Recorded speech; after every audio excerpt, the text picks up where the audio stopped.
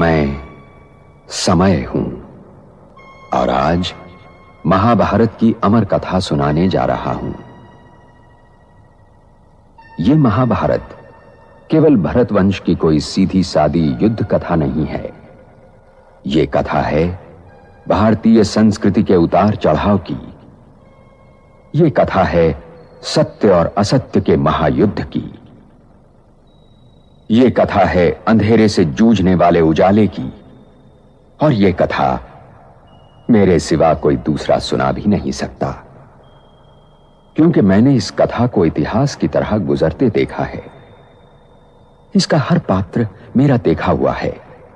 इसकी हर घटना मेरे सामने घटी है। क्योंकि अभी क्या है, ये तो भैया इन्होंने तो कोर्स भी नहीं करा, ये तो ब्राह्मण ही नहीं बने, ये तो तपस्या ही नहीं करते, ये तो ऐसा खाते हैं, ये ऐसा पीते हैं, ये वैरायटी के उनके लिए क्वेश्चन मार्क लगे हुए हैं।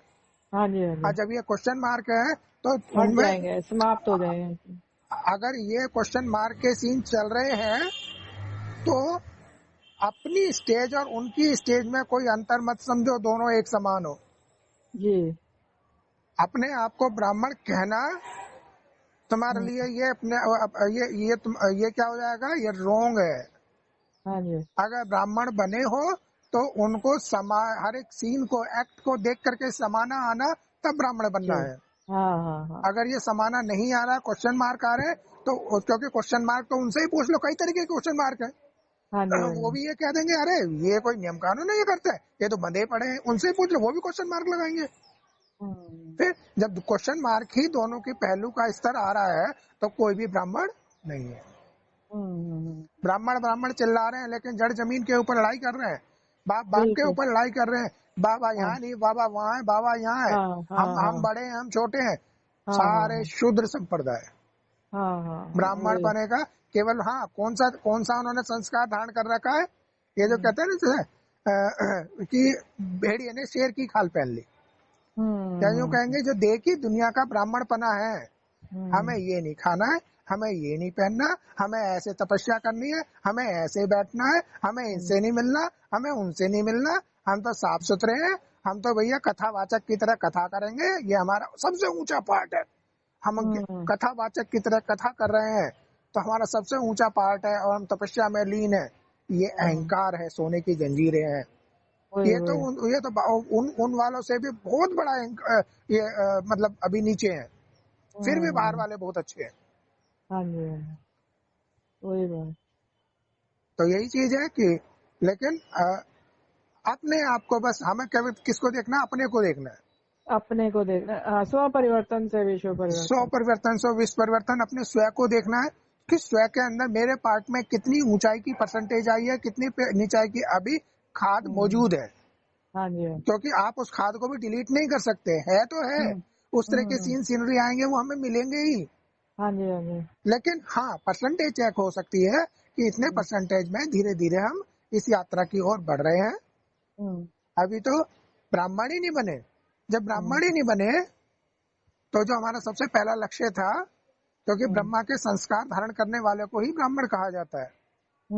जब ब्रह्मा के संस्कार जब धारण करके जब ब्राह्मण बनेंगे तो हमारा दूसरा लक्ष्य आएगा ब्रह्मा से विष्णु बनने का। तो ब्रह्मा चंद्रवंशी है ना, क्या सूर्यवंशी है?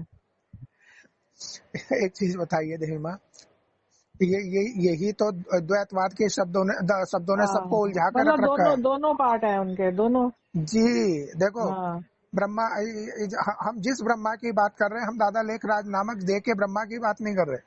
हाँ जी, हाँ जी। हम उस स्टेज की बात कर रहे हैं जो कि परम ब्रह्म है।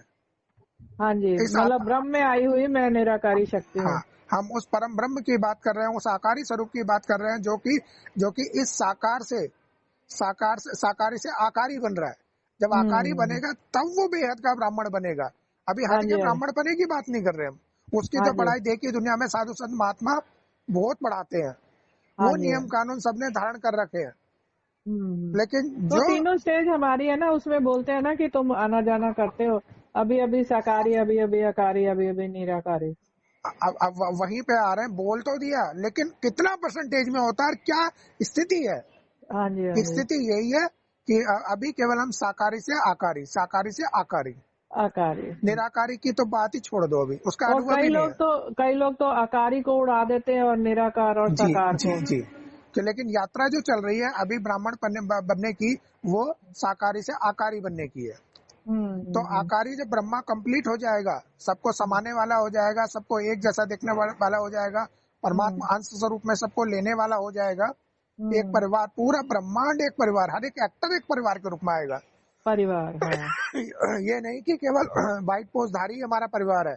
देवी माँ, मुख में मिश्री रखा करो, आप बोलते हो ना तो वो आपको मिठास मिलेगी, ठंडा रखेगी और वो आपको गले को तर कर देगी। मीठी मीठी समा, ये गाड़ी की है जो भी है अभी ये स्थिति। हाँ। और गाड़ी की स्थिति, क्योंकि ये तमो प्रधान देह है, और तमो प्रधान तत्वों के अंदर अगर ये इस बोलने की एक्टिविटी ज्यादा है इस टेप रिकॉर्डर से, तो ये चीजें खराश आती है। और खराश आने का दूसरा कारण, क्योंकि ये जो गाड़ी जहाँ है ना, पॉल्यूशन भी है, पॉल्यूशन एरिया है दिल्ली का। जी जी। और तो पॉल्यूशन एरिया के अंदर जब मुख से बोल रहे हैं, नाक से श्वास ले रहे हैं इस देह के लिए, तो क्या होता है, प्रदूषण ही जाता है और वो ही ऊपर नीचे स्टेज को आप करता मुख है। में एक इलायची, छोटी इलायची रखो और मिश्री रखो और धीरे धीरे उसको चबाओ, है ना। तो लार से जब अंदर जाएगा तो वो आपका डाइजेशन भी अच्छा होगा, गला भी तर हो जाएगा। तो आप एक्सपेरिमेंट करके देखना इसको। वो भी देखा जाएगा पाठ अनुसार। मैं ही दुर्योधन हूं, मैं ही अर्जुन और मैं ही कुरुक्षेत्र। क्योंकि महाभारत बनते बिगड़ते रिश्तों और रिश्तों के आधार और जीवन सागर को मथ कर जीवन के तत्व और सत्य का अमृत काढ़ने की कहानी भी है। और ये लड़ाई हर युग को अपने अपने कुरुक्षेत्र में लड़नी पड़ती है, क्योंकि हर युग के सत्य को वर्तमान असत्य से जूझना पड़ता है। और जब तक मैं हूं, ये महायुद्ध चलता रहेगा और मेरा कोई अंत नहीं, मैं अनंत हूं। इसीलिए यह आवश्यक है कि हर वर्तमान इस कहानी को सुने और गुने, ताकि वो भविष्य के लिए तैयार हो सके।